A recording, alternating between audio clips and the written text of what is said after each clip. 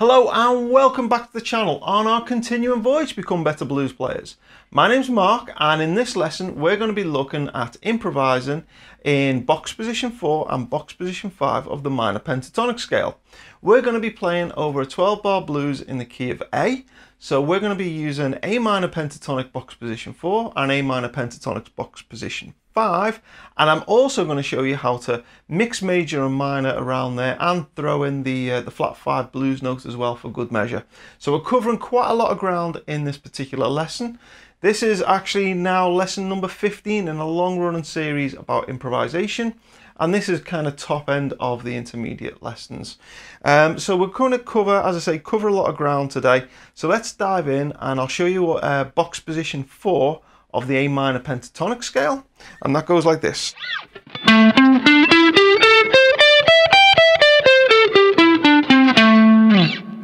Okay, so we're between fret 12 and fret 15, and I'll put that diagram on screen so you can see the notes yourself and you can play those. The important thing here is that the 12th fret of the G string, that's our root note. And for both box position 4 and box position 5, that's an absolutely crucial note, fret 14 of the G string. So the reason why that's important is that's our root note. As I've been saying all the way through this series, that's the note that sounds most in tune. It's the best note. It's the note that we stay the longest time on, we rest on the most. You don't want to just play that note because otherwise it'll sound boring, so you do take little detours away from that note and then come back to the root note, because that's kind of where everything sounds safest and nicest. But if we just played it all the time, it'd be kind of boring. But that's really, really important note, fret 14 of the G string. Okay, so box position 4 there. What kind of interesting things can we do with that? Well, we can throw in also in that, we can throw in the major third, which is the, what's that? The 14th fret of the B string. And we can throw that in because that's going to give us our major pentatonic sound. Now, if you've been following these series, you know how I talk about you can throw in these major pentatonic notes when you want to lean more towards the major sound, or you can just go back towards the minor pentatonic when you want more of a minor sound, and how you throw those in and when it's appropriate and when it's not. So I'm assuming you kind of know all that. If not, go back and check out the earlier videos in this series. But if you want to get that major sound, that's a great note to throw in. So you can do licks kind of like this.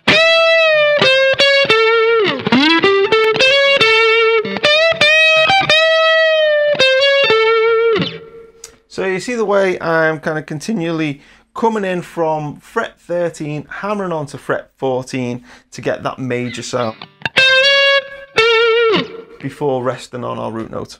Okay, so that's a really nice note that you can throw in, particularly when we're over the A chord. You wouldn't throw it in over the D or the E chord. Also, you can throw in the flat 5. There's a nice flat 5 in here. It's that note there, so 13 on the D string.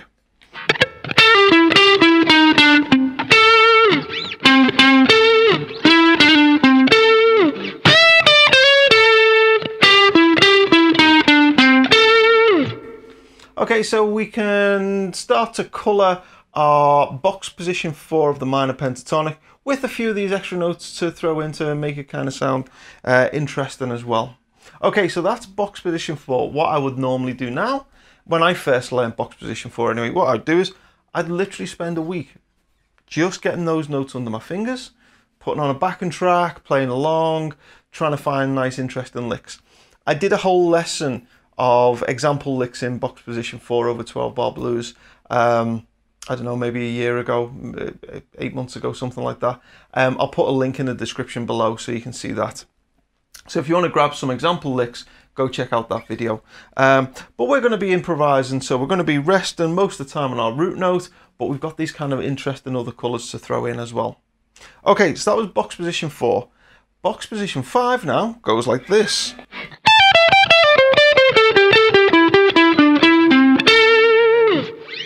Okay, and again, I'll throw a diagram on screen, but what we've got is notes mainly between kind of fret 14 and, what would that be, fret 17. And again, I've covered box position 5 already. And again, I'll put a link in the description below because I did a lesson with a whole bunch of example licks that you can use over a 12-bar blues. So if you want to just learn some licks, go check out that video. But for improvising, again, you'll notice that this fret 14 of the G string, that is in that in box position 5. So we can anchor that on that as a bit of a yeah, that's our root note. That's kind of like our home. We can drift away from, but we'd like to come back to that because that's where things sound kind of safest and nicest.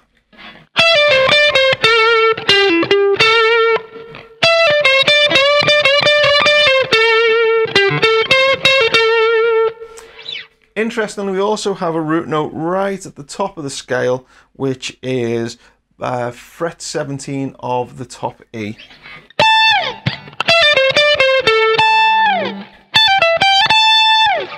So you've also got a root note there that you can spend a lot of time on as well.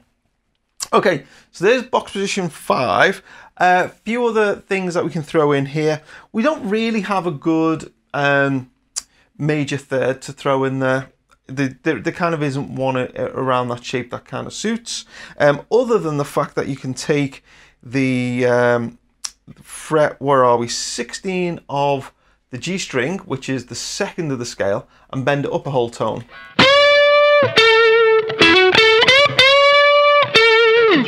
And that gets you that major third sound. Also, fret 16 of the D string is another note from the major pentatonic. So if you want to lean into the major pentatonic sounds, you've got that one as well.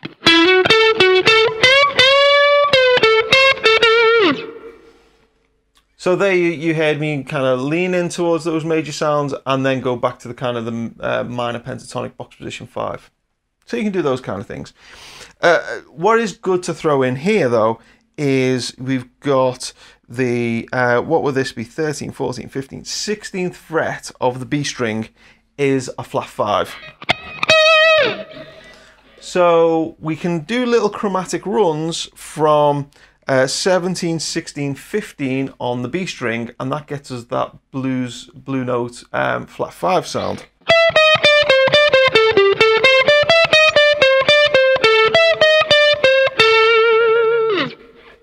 Okay, so you notice you get all of those kind of flat 5 sounds in there as well. So that's kind of that's a nice note to throw in there. Okay, so those are kind of some ideas that you can go through between 4 and 5. Moving between 4 and 5, I would definitely use that 14th fret of the G string as a kind of anchor point.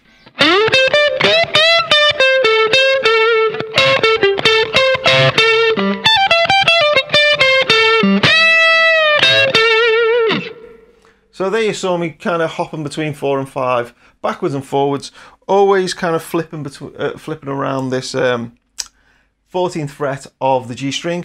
And what you'll notice is when I'm thinking box position 4, I'm playing that note with my my middle finger. When I'm thinking box position 5, I'm playing that note with my index finger.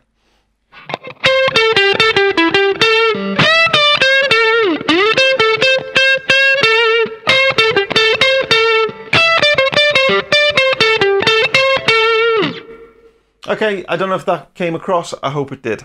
Now, one more thing I want to throw in here before we get into have an actual jam session, watch me improvise a little bit, is we've also got box position 1 of the F sharp minor pentatonic scale. And if you've seen those earlier lessons, you'll know that this is important because it's the relative minor.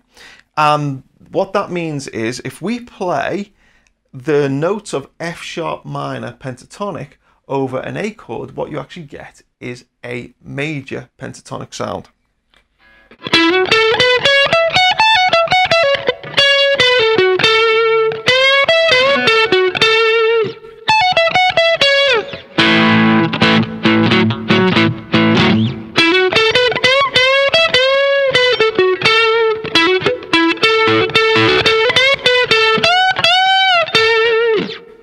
I'm hoping that's coming across.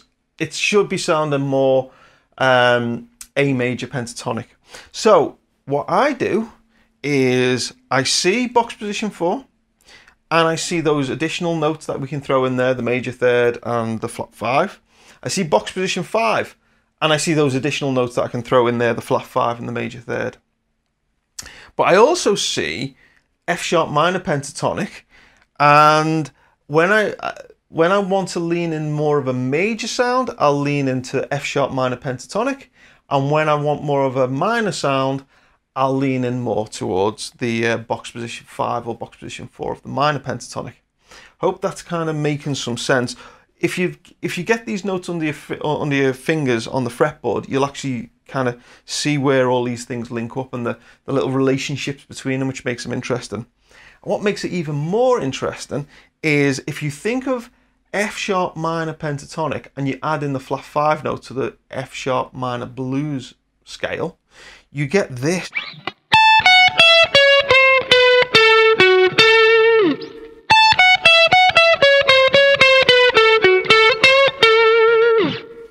Okay, and that flat 5, which is fret 17 of the G string, coming off to our root note, which is 14 of the G string, that's the same, that little relationship exists within minor pentatonic, and that's the minor third to the root, which is the one where you can get those dirty bends going. So you can think of that little move as either F sharp minor blues scale, or you can think of it as a minor pentatonic. It's kind of the same thing, and that's where the lines between these scales start to blur, because what you're doing is you're just picking sounds that kind of fit.